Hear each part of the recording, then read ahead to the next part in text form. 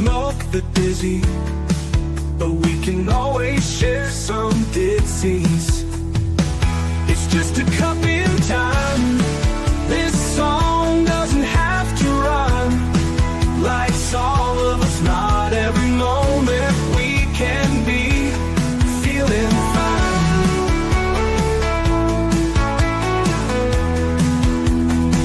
I wanna share a moment, just a second if you will, maybe even a cup of thrill. We could share this performance. It's tea time, come sit with me. Well, welcome guys, Miss Liz in the house. That's right. And we have a tea time on Friday. That's right. We had one this morning at 11 a.m., a rescheduled tea time. And it was really an incredible tea time. So be sure to check out that tea time. Choose Love movement about school shootings and what the mother has done since she lost her son. But this afternoon, we have the incredible Lori Seymour in the house, and we're going to talk about the Bracha Institute and her book, Unconditional Remembrance, and all that good stuff. But before we get started, you guys know how Miss Liz rolls. Get over to all the platforms, Facebook, Instagram, TikTok, Facebook, and all the podcast platforms, Listen Note, Podbean, Spotify, all those good platforms, and YouTube. If you haven't subscribed to Miss Liz's YouTube channel, give that a quick subscribe so that you can see all these incredible tea times, because they do make a difference for my guests and for somebody who resonates with the topics that come to the table. This afternoon's tea time is going to be remember the truth of who I am. Everything is energy. Abundance is love. That is the tea that we are serving with Lori today. So let's get started with disclaimer and then a beautiful intro, and let's get Lori in here. Disclaimer for Miss Liz's Tea Time live show. Miss Liz's Tea Time is a global platform dedicating to sharing real-life stories, diverse perspectives, and meaningful conversations that inspire awareness, healing, and connection. I'm Miss Liz is going live using StreamYard. Before leaving a comment during the live broadcast, please grant StreamYard permission to display your name at StreamYard.com. Please be advised that all the content brought forward during any Tea Time show is presented in good faith. However, discussions may include opinions, beliefs, and perspectives that do not necessarily represent the views of Miss Liz or the Tea Time platform. Information shared by guests is based on their own experiences and is perceived to be accurate at the given time of airing. All guests, viewers, and participants are responsible for using their own good judgment when considering any action or decision that may relate to these discussions. Some episodes may cover sensitive topics, including but not limited to trauma, abuse, grief, mental health, and other emotionally triggering subjects. Listeners' and viewers' discretion is strongly advised. Tea Time with Miss Liz is an open discussion forum designed to offer insight, inspire awareness, and create connection. It is not a substitute for professional, medical, legal, or therapeutical advice. If you require professional support, please seek assistance from qualified professionals or trusted resources in your area. If you have any questions regarding this disclaimer or the content of the discussions, you are welcome to contact me, aka Miss Liz, directly on my email at bookingmissliz@gmail.com or visit my link tree at Miss Liz's Tea Time. By choosing to participate in, comment on, or view these live shows, you acknowledge and accept this disclaimer. Your participation is entirely voluntary. I, Miss Liz, welcomes you to join the conversation with an open heart, and if at any time you feel this platform is not right for you, I respect your wishes and decision and welcome you back whenever you are ready. Tea Time with Miss Liz is serving truth and awareness one cup at a time. Well, welcome to Tea Time with Miss Liz, where conversations expand awareness and invite us to connect to something deeper within ourselves. Today's guest brings us into the space where intuition meets intelligence and where connection goes beyond what we can see. Please join me in welcoming Lori Seymour, MA, author of Unconditional Remembrance, Your Connection to Source, founder and CEO of the Bracha Institute, and a pioneering voice in quantum connection and conscious leadership.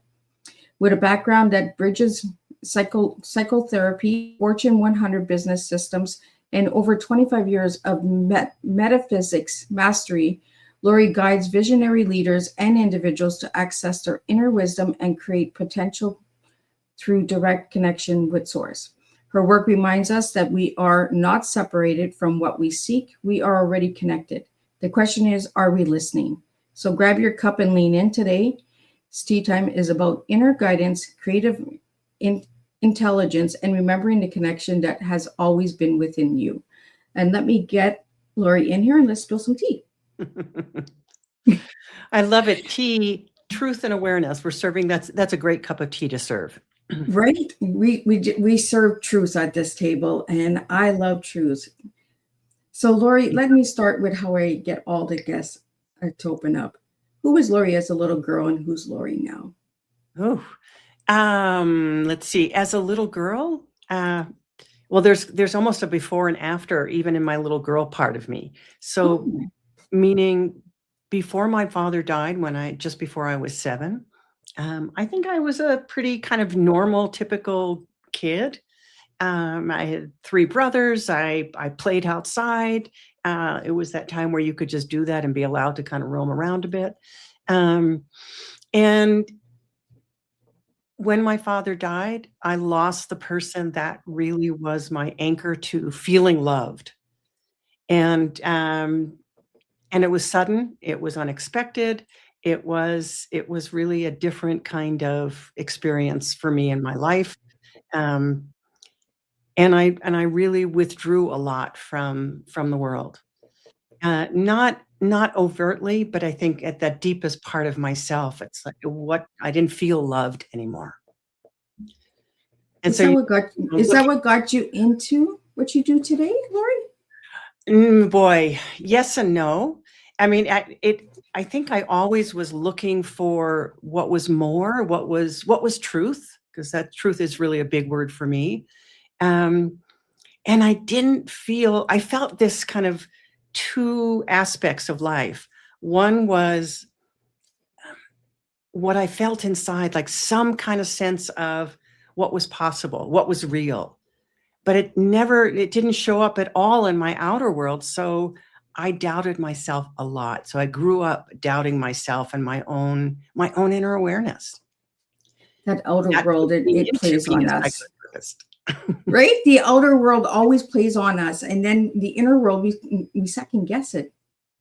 Absolutely. And I second guessed it to a really big extent, but there was still always that thing in me that pushed me forward that said, explore, look, search, be curious. And that took me into being a psychotherapist first and foremost because I wanted to know. Yeah. Yeah. So, Lori, let's get into your tea, and then we're going to get into the book. I'm going to pull up the book so everybody can see the incredible book we're going to talk about today and this afternoon. Lori, you gave me remember the truth of who I am. Everything is energy, abundance is love.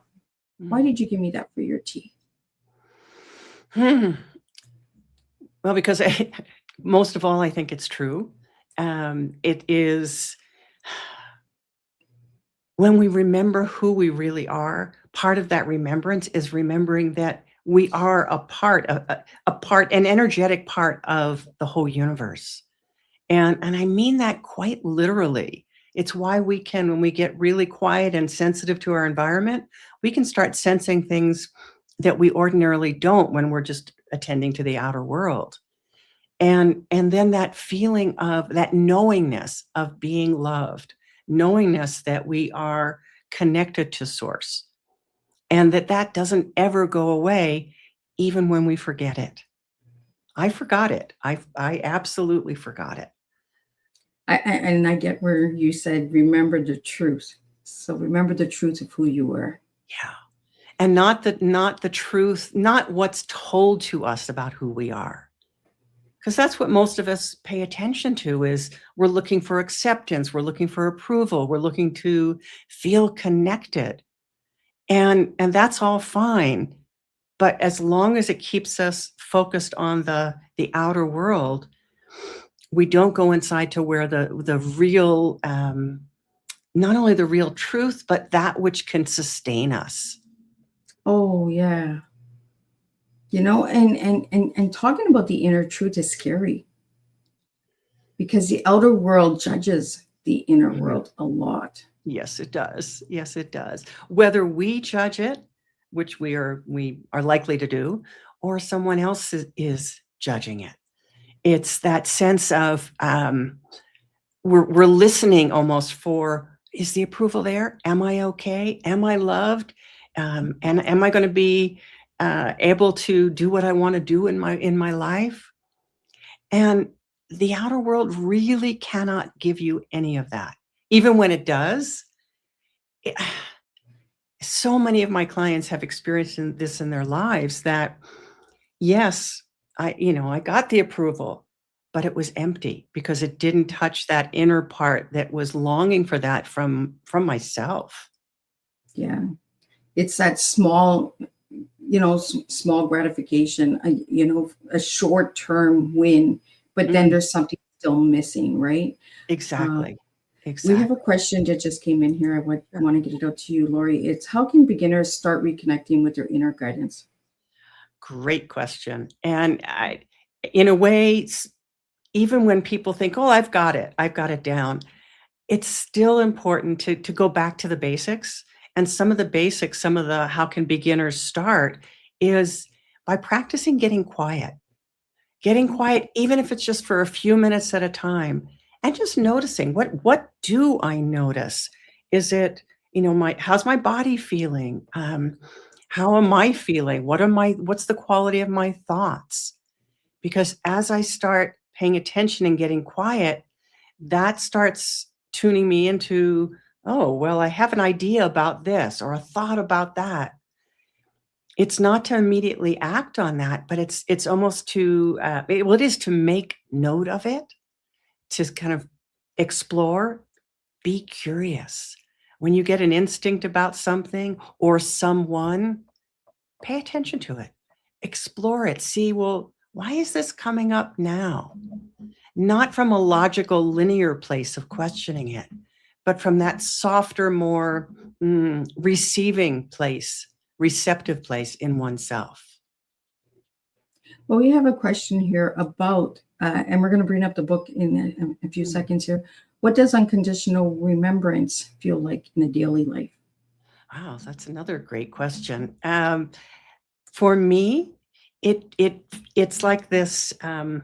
Well, I've a lot of metaphors I can use. It is somewhat like riding a wave because life changes continually. Our inner guidance changes because life is always changing, and the elements that go into any decision or action, those things are always changing.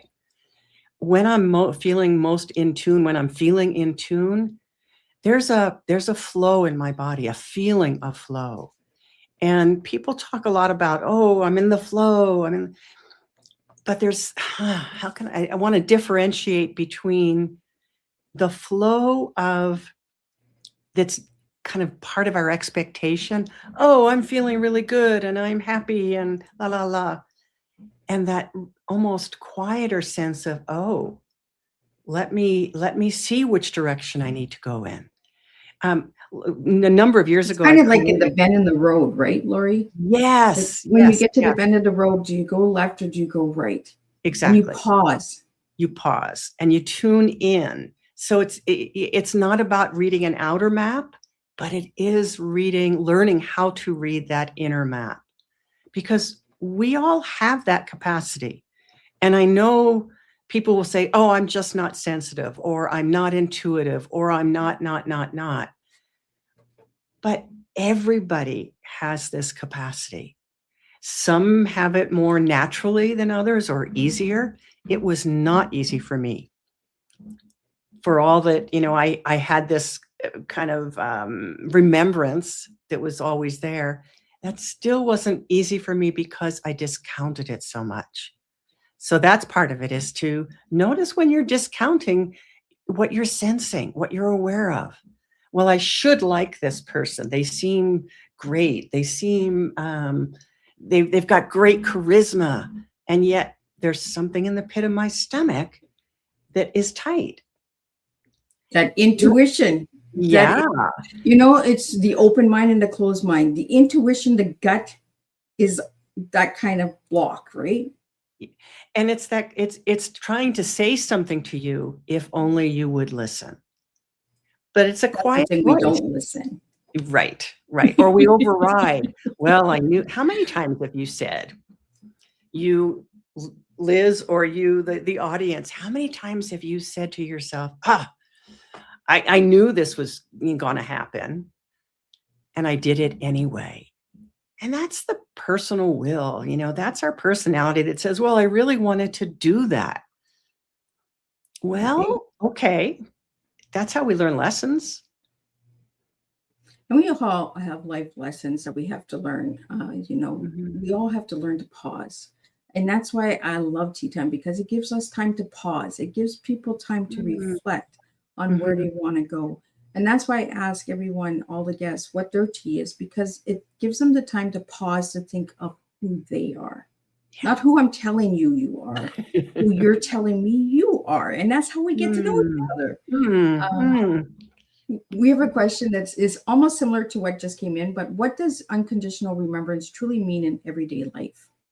And that's a different question. I Just a, appreciate just a that. little, It's a just a little little different, tweak, but right? it's an important distinction.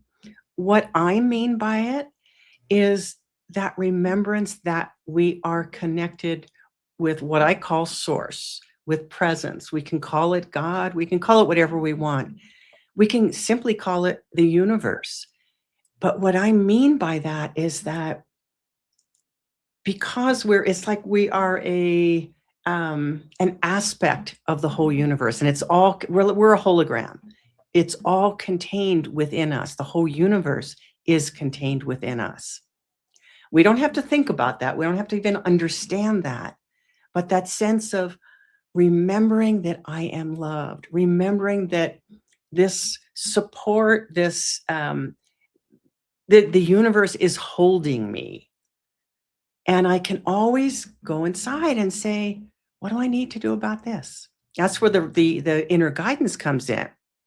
It's that remembering that you can ask, you can receive, you can can be connected with what it is your next step is.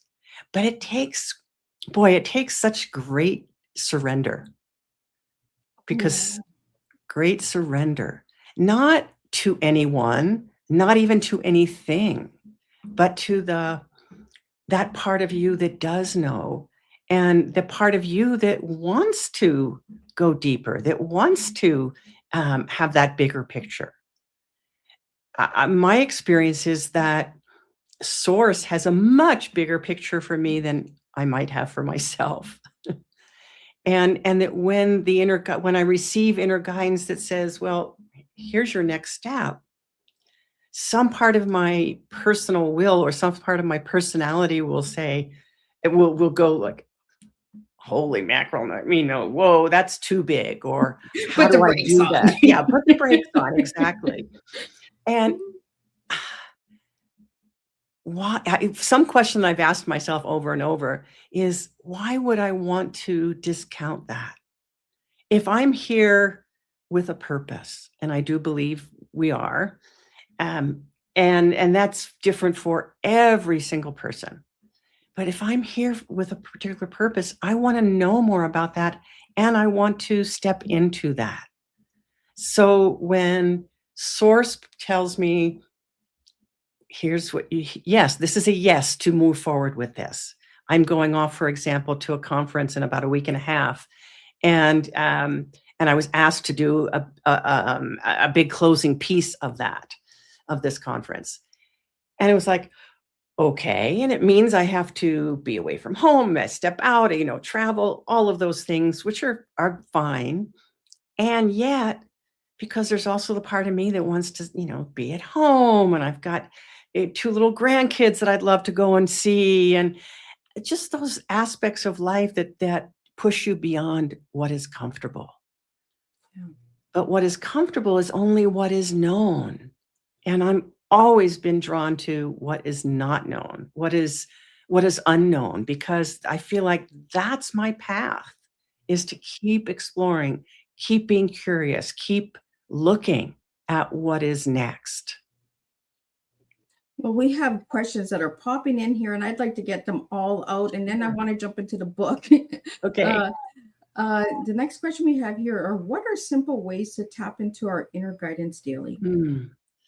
The biggest one is setting aside some time to get quiet, and then to start knowing what that feels like. Because all of this I talk about from a perspective of a real bodily experience. In other words, how does truth feel in my body? How does the flow feel in my body? How does love feel in my body? Because that's love is not an emotion. I mean, people get caught up in that part of it. But for me, love is that exquisite feeling of being connected. And so tapping into our inner guidance requires some time away, meaning time inside. And it doesn't have to be long, but it does take developing it, a commitment to wanting to know, and a commitment to taking action. Because if we only stay in the place of asking and never following through, it's almost like the universe says, well, why would I give you anything else? You're just doing this as a mental exercise. So Yeah. it's got to be from a deeper place than a mental exercise. Well, it's kind of taking the walk, right? You can't just talk. You got to walk. You got to do the action. You got to unbuckle that seat and you got to move. You got to move. You've got to take action. And some people are more inclined to take action kind of immediately. Then it's maybe pause and say, how does this action feel? Not is it scary, but underneath the fear, is there a feeling of yes? Is there a feeling of flow? And be curious. That's part of the inner guidance, is be curious about what's happening for you rather than having judgment about it. Yeah, have some adventure. Yeah, exactly. I love it. I love it. I think you and I are aligned in that. I think so too. I could feel the energy of us in connecting. Mhm. I want to get this question out, and then I'm going to pull up your book, and then I'm going to get back to the rest of the questions that are coming Okay. in. How does quantum connection actually work in real life? I almost want to ask for a corollary, what is it you're really wanting to know? Because I feel like there is something there. Yeah, do you want me to pull you a card? No. I mean, for the questioner, for Anita, I'd love to know, what is she really curious about? So how it works in real life, in everyday life, is that, as I said earlier, we are an aspect of the universe. We are that hologram. So everything that's present in the universe is also present in us. When you think about a quantum leap, Yes. the idea of taking a quantum leap is something that's like it happens spontaneously, perhaps really quickly. In physics, when we try and track a particle that moves at that quantum speed, we cannot. We are unable to track it. So it may go from A to Z back to D. We can't track it. And a quantum leap is like that too, because we cannot know all of the parts of that journey. But it also takes, I talked about surrender, it also takes trust. So when you feel that sense of yes, when you feel that sense of flow, then it's, okay, that's the inner guidance. And that's that quantum connection, your connection with the quantum universe, which in essence means that you contain everything. That's how we can sense what's going on with someone else, even what's going on the other side of the world. We don't have to, some people are so sensitive to all of that, they have to learn how to bring that in, and so that they're not getting all of that kind of information. But on your daily life, to pay attention to those sensings. I had somebody last night, a client who was saying, well, I'm not intuitive. That's where she started. And then she was talking about how in her job, she's always sensing what's going on with somebody, whether they're telling the truth or not, who they are, do they have integrity? And I said, well, you are connected. That is your intuitive self. That is your inner guidance. But if we override that if we constantly listen to someone that's saying, well, that's just your thing, that's not true. When we don't develop that trust in our own quantum connection. And we each have a slightly different, each have a different way of connecting with the universe. That's the quantum connection styles. The quiz that I developed is a kind of beginning point to say, what's my usual way of connecting with the universe? What superpower does that give me? And what's the learning edge that I have with that? I like that, the learning edge. I'm going to bring up your book now, Lori. If you want to talk about I like the colors. I like the flow. And I also know that I also know that one of those colors is one of your favorite colors is peach. But can you describe the cover and the title and how you came about putting it together? The cover is actually a painting by a friend in Holland. Her name is Annette, and she is a painter and she's a spiritual teacher. She's a very connected person. Let's just put it that way. And I've always loved her artwork. I remember interviewing her a long, long time ago. And I, for a long time, had the sense of there's probably a painting of hers that I would love to use as a book cover. And then when it became time, I just started looking at her artwork. And this is what I was drawn to, because it's that portal sensing of it. We enter into the connection.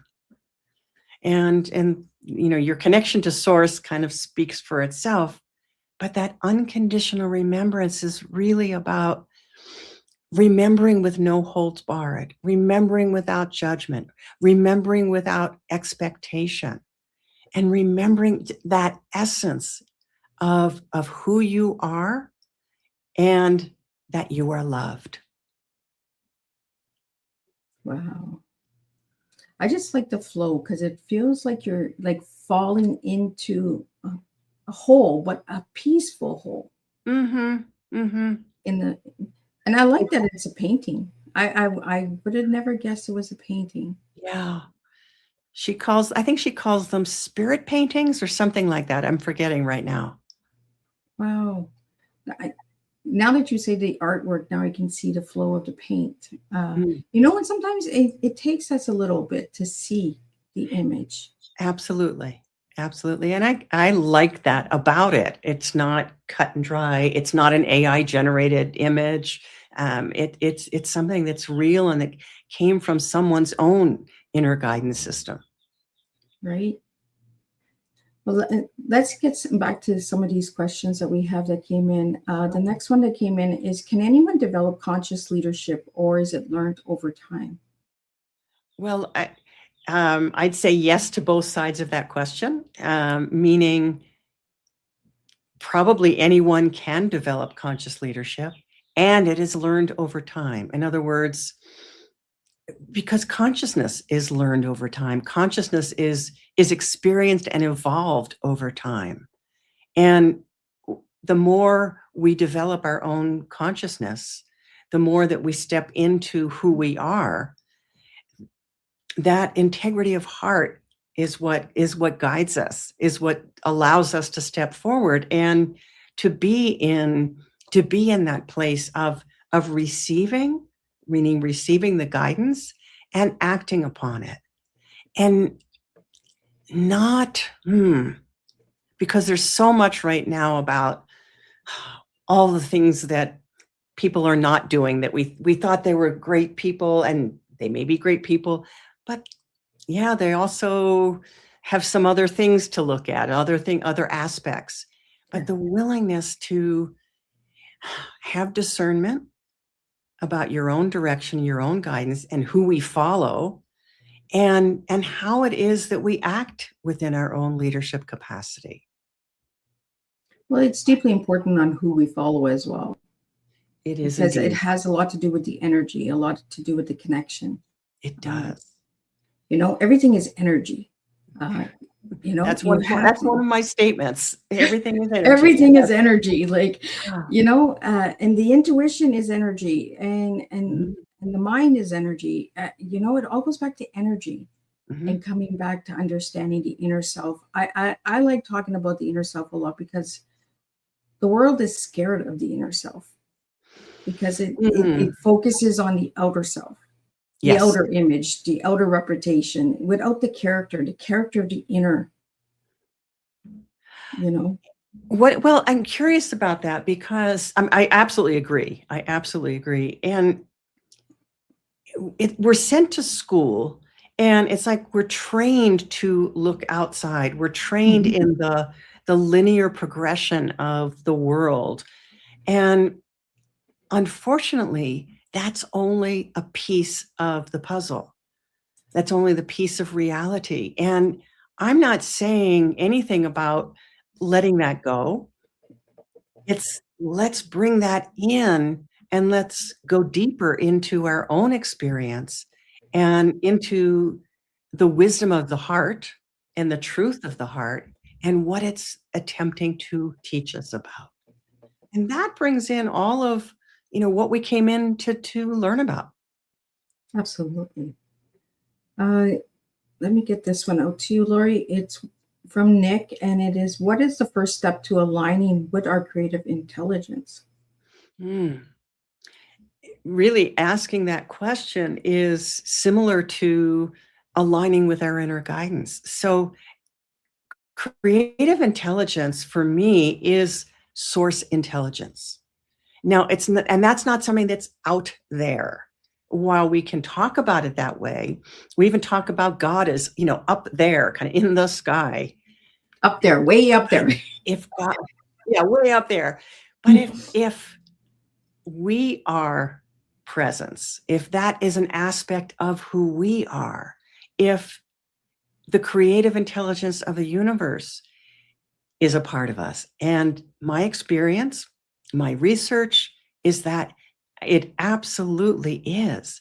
So then tapping into inner guidance, tapping into our creative intelligence for me becomes even more important for whatever it is that we're creating, whatever it is that we want to do, however it is that we're moving in life, and in our relationships with our partners, our children, our friends. Because what I'm witnessing, I imagine you are too, uh, is all the separation in the world Yes. and the othering, the oh well they're not okay, or I'm better, or even I'm worse, whatever it is, The division. the division, the division.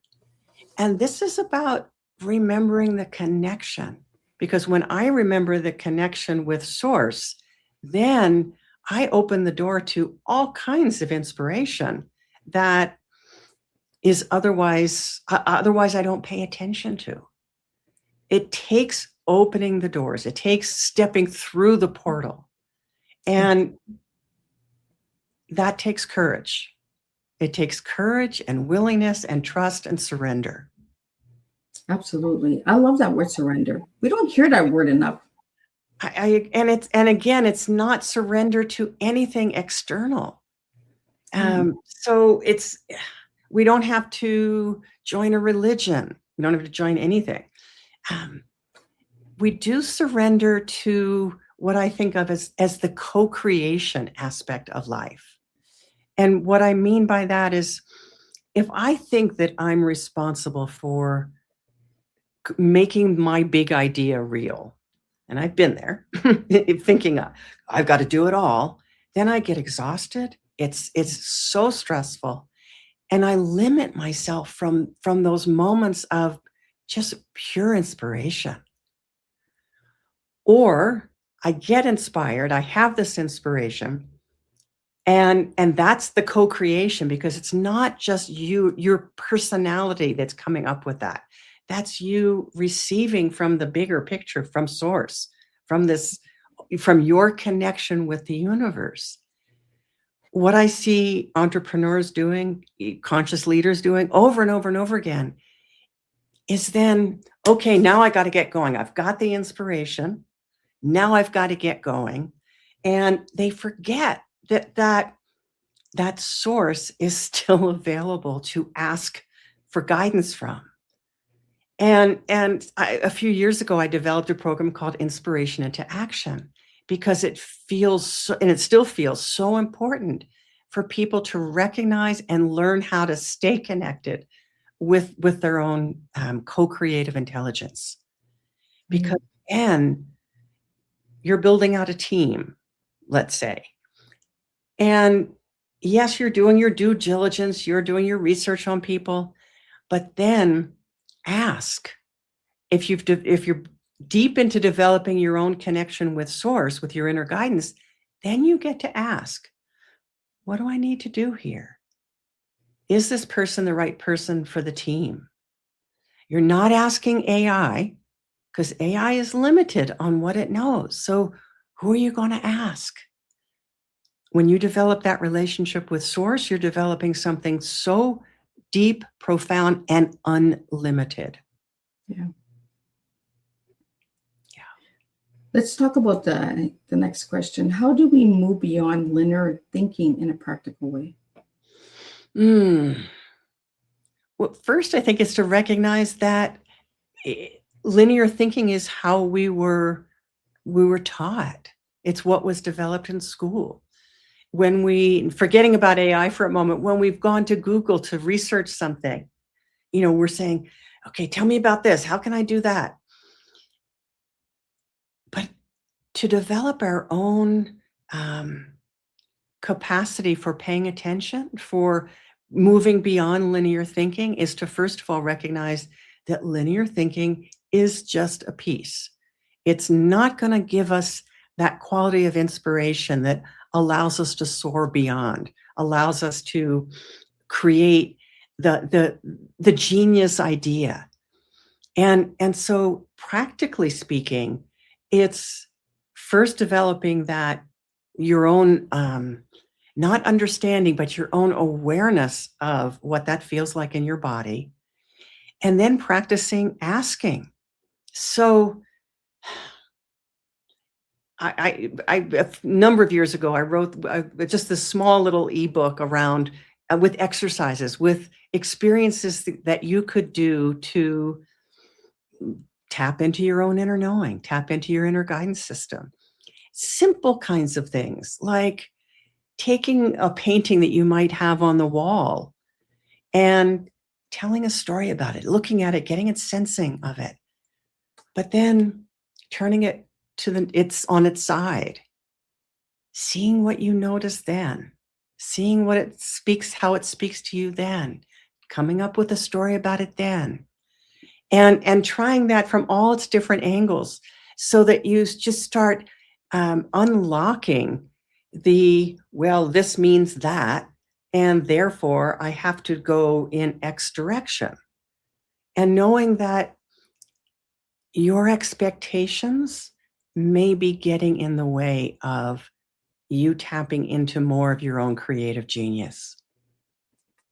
I always say this to my children, we're our worst enemies sometimes. Yeah. We put those roadblocks in front of ourselves. Exactly.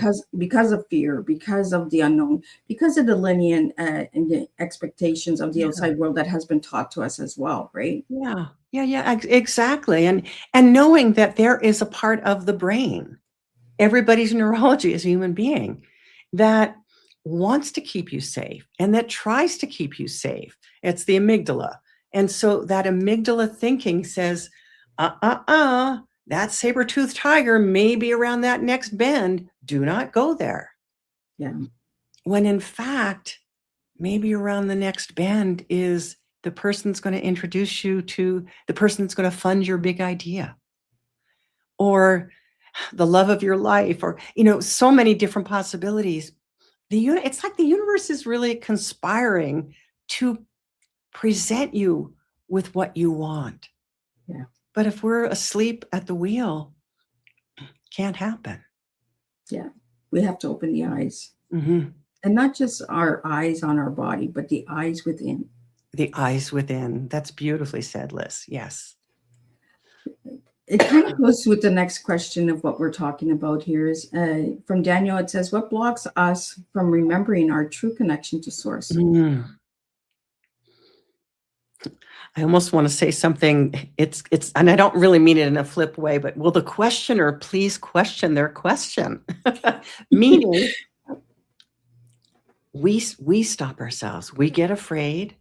We think that if we follow our path, or our instinct, that we're going to get in trouble, because sometimes we have in the past. Those old patterns, and really all of it has to do with patterning. Those old patterns get in our way. But when we can recognize, oh, this is how I've always done this. This is coming from an old way of seeing things. Then I get to kind of play in that for a little bit and question it. Like, do I really believe this? Is this really true? And maybe it was true 30 years ago. But is it true now? And what could happen if I step into this? What could happen if I step into this that's occurring to me to do? What are the possibilities? And to be more invested in the possibility, in the potential, than in the fear, than in staying safe. And potential, there's so much potential being wasted because of fear. Yes. And I was a very fearful person. Because I didn't feel grounded in myself. I didn't feel connected within myself. And so I didn't have anything inside to really rely upon. And it was that connection with Source that I finally, now came to. That gave me that sense of, it's confidence, yes, but it's much more than confidence. It's the willingness to step into that which I don't already know. Yeah. Well, Lori, we have a question here that came in from David, and it's, how can entrepreneurs apply these ideals to their business growth? I love that question, because that is so much of my work is with what I call conscious entrepreneurs, meaning entrepreneurs that know there's a bigger picture. That's all I mean by that. It's as you develop your own connection with your inner guidance system, it's your inner GPS, then you can ask all of the questions that you have about each step of what it is you're creating and what it is you're to do next. So I do a twice a week, what's called Tereya meditation, and I do it live online twice a week. And these are very short, simple experiences. It's 45 minutes. I do a little teaching, we do a silent meditation, and then people get to share. But because the quality of the meditation is all around the energetic quality, connecting you with your own inner guidance system, connecting you with Source, or activating, they're not really connecting you, it's activating your connection. People come up with so many amazing things as entrepreneurs. And I'd say probably everybody that comes to these is an entrepreneur in one way or another. People have said things like, I just got my brand colors. Wait, wow. I just got a whole sensing of what my new project is, or what the elements of this program that I'm creating, what the elements are. And I'll see people at the end, and I'm trying to get people to share in a very short period of time. And I see people writing furiously after the meditation is over, because they've just gotten something that's so important for them in terms of what it is they're creating as entrepreneurs. Well, it's the release. It's a release. Kind of like the blockage being open, right?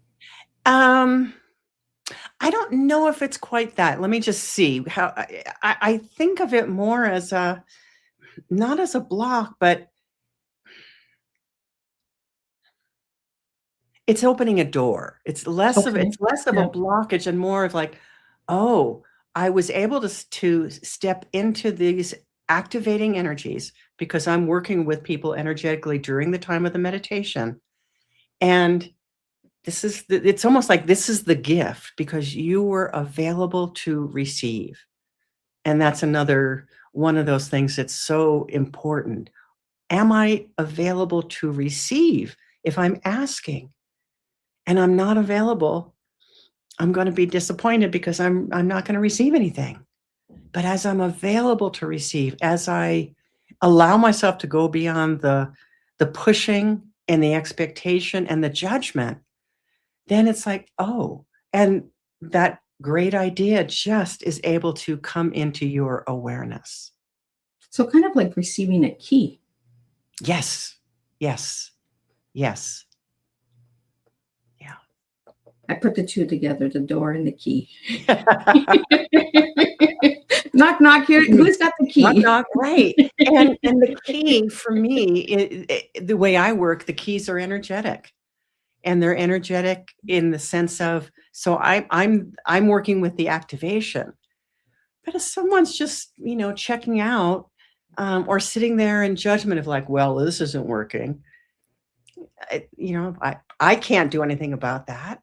Well, you got the wrong key. or they don't even want to really open the door. Right? Yeah. And there's a lot of closeness in today's society, and it's hard to open. I think it's the fear of being open, like the vulnerability of opening oneself. And here the vulnerability is starting out from, I don't know. I do really want to know.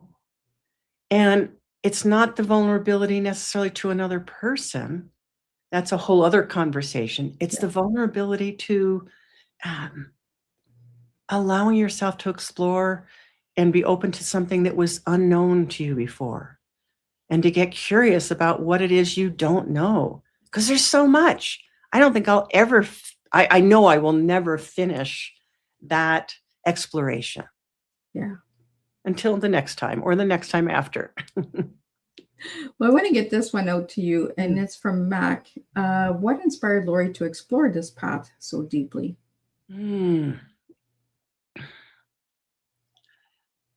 It's a combination of things, really. To begin with, it was that kind of setup of knowing that I knew something, but also so committed to believing what the outside world was telling me.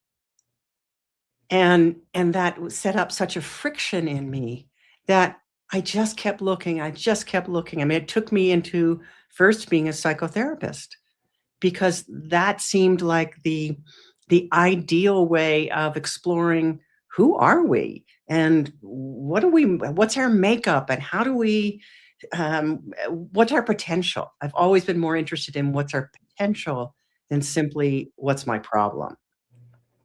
And that took me to graduate school and looking at graduate school in humanistic psychology. As I moved on, it started taking me into realms of energy, of exploring energy. I was initiated as a grand master of a particular lineage, Terea. It took me into exploring metaphysical concepts and physics and energy in that perspective, in that way. And it was quite a long time ago now where I had the experience with a particular teacher that I detail in my book, where I finally felt that sense of connection with Source, that knowingness that I was loved, that all of the self-doubt dropped away. I couldn't deny that. And I came to know that as truth. So Lori, let's get a little bit more into the book, because we really didn't talk about what's in the book. So what can people find in your book, and what do you want the readers to get from it? Boy, what I want more than anything is for people to start to feel that sense of desire for the connection and knowing that they can have that. So the book is for me, in a way, there's this message to the world, but it's through my own lens. But it's a lens that I think a lot of other people can relate to.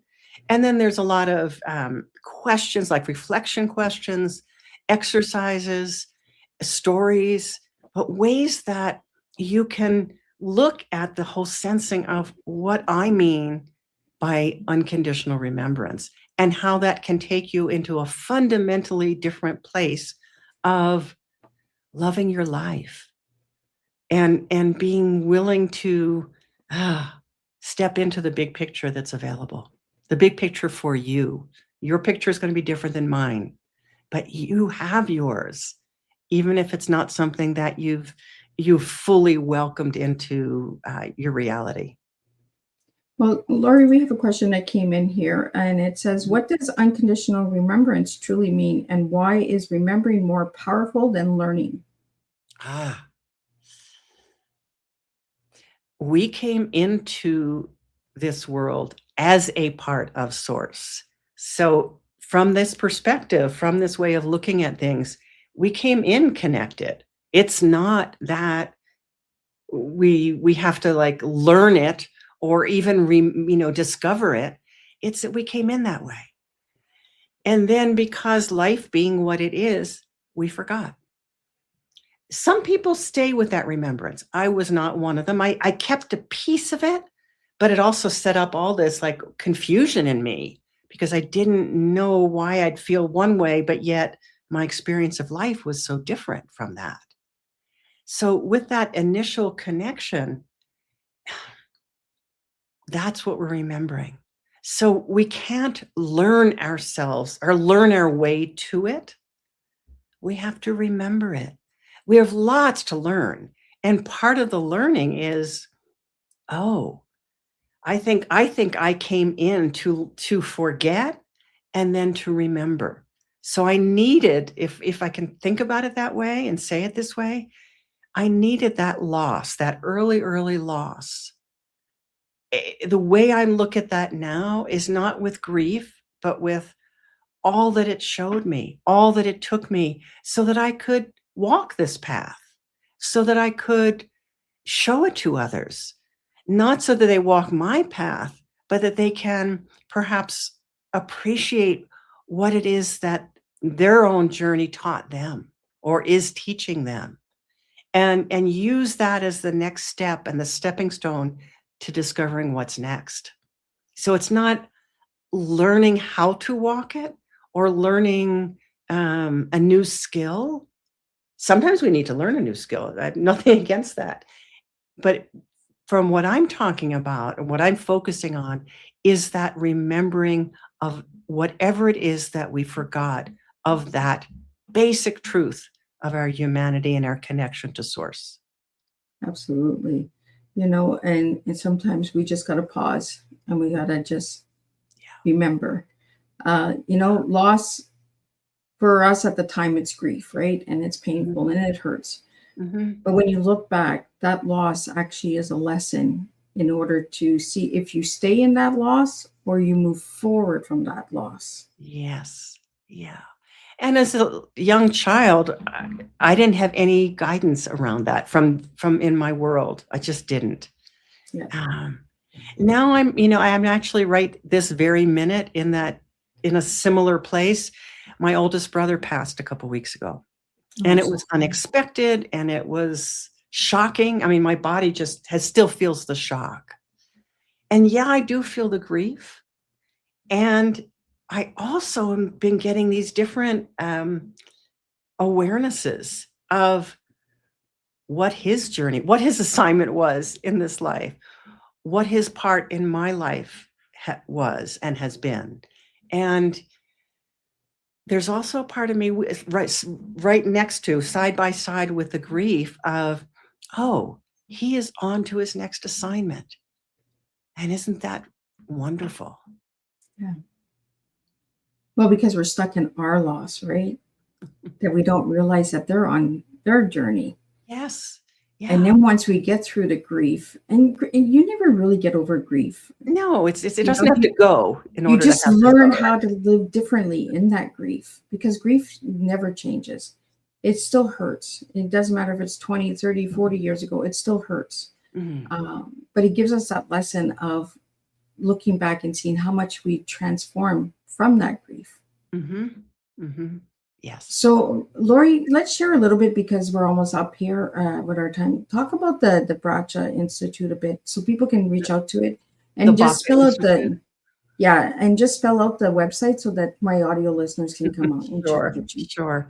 Yes, it's the Baca, and it's BACA Institute.com. And the Baca Institute, I started quite a long time ago now, gosh, probably 15 years ago.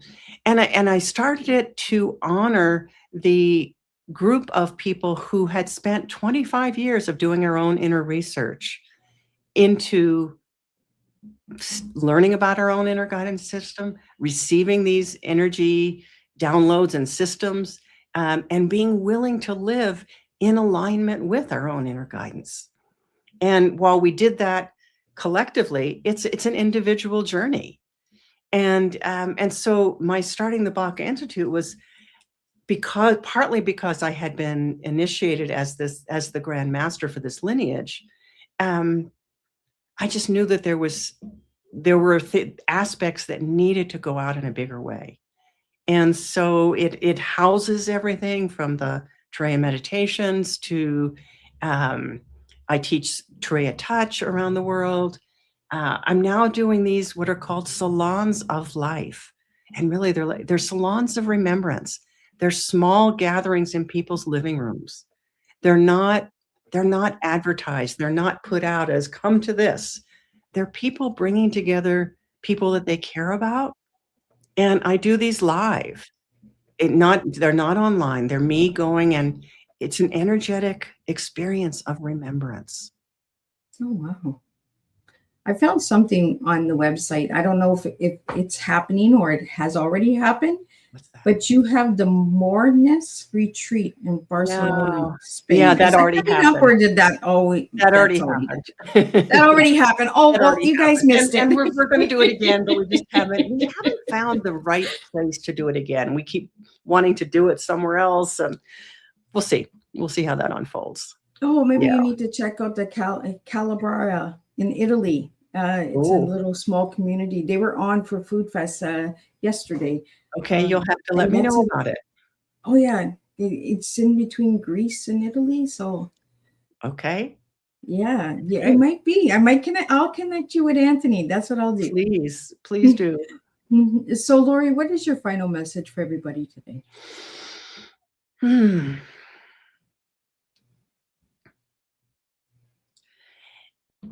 I always, when I'm asked a question like that, I always return to the breath, and that the breath has intelligence. The breath is intelligence. If you think about it, the breath knows exactly what to do when you take a breath in. It mixes, the gases mix the way they need to, it goes where it needs to. We don't have to put our head in the mix to direct it.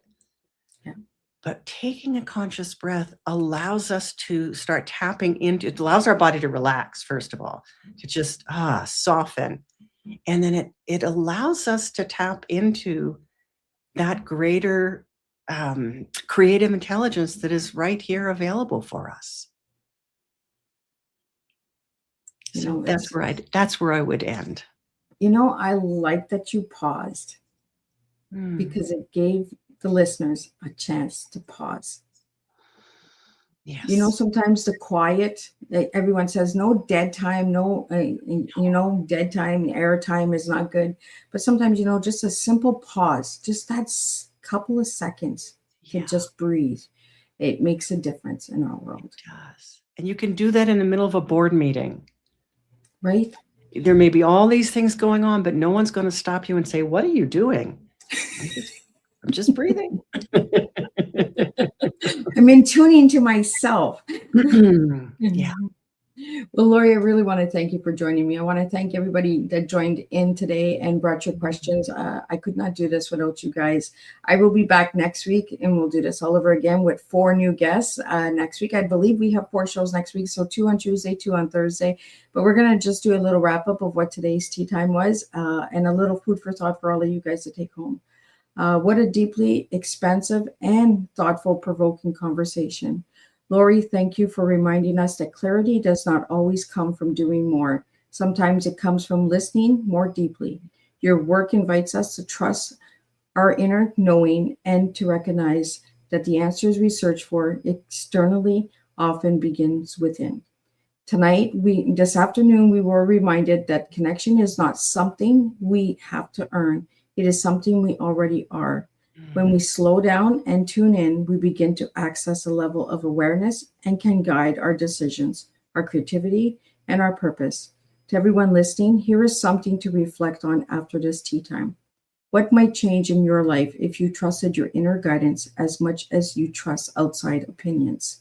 Until our next cup, share, keep listening, keep trusting, and keep reminding the connection that lives within you. And I'll see you guys, and we'll do this all over again next week. Thank you.